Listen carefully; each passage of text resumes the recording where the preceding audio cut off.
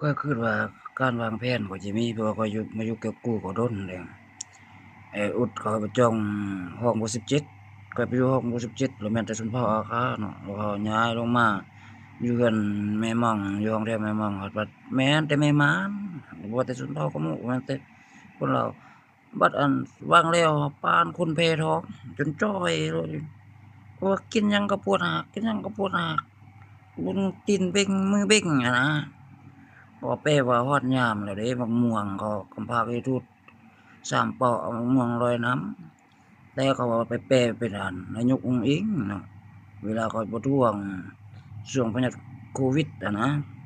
กลุ่มเสื้อแดงพรรคเพื่อไทยอาจจะข้ามมาทางเมืองลาวเขาฮู้นะว่านอนฝันบ่ได้อันข้ามมาขั้วมิตรภาพของปานว่าแพทองเรา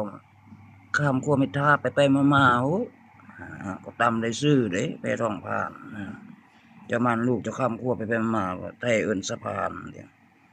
ข้ามไปข้ามมาผ่านไปผ่านมาแพทองผ่านเมื่อมันครบรอบวันมะม่วงแล้วเด้ บัดอันก็ลูกมาเพราะว่าอยากกินของหวานน่ะเวลามันลูกช่วงเขาอยู่อั่นโรงงานช่วงเขาอยู่อั่นผู้ดินเหนียวช่วงเขาเฮ็ดสวนมันช่วงมะม่วงกำลังส้มหวานของเปรี้ยวอะนะของส้มแม่มันมากินมันโอ้บัดว่าเกิดลูกมาแท้ๆบัดว่ามากินของหวานมันฮอดเดือน6นี่ช่วงนี้กำลังสุกก็น้อยแล้วอันดิบสุกส่วนหลายอันนั้นโอ้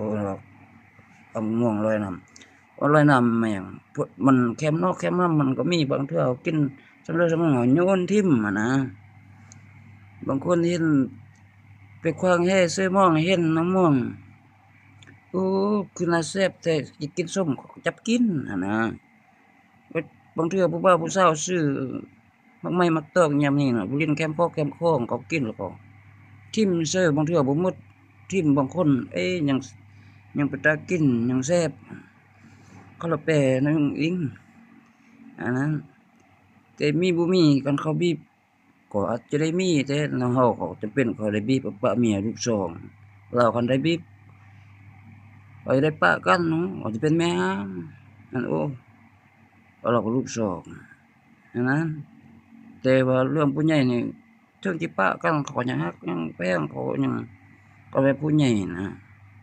ก็เป็นอ้ายเป็นน้องเอาเลือกผัวเอาเมียก็ต้องเลือกคนที่ดี โอ้เพื่อ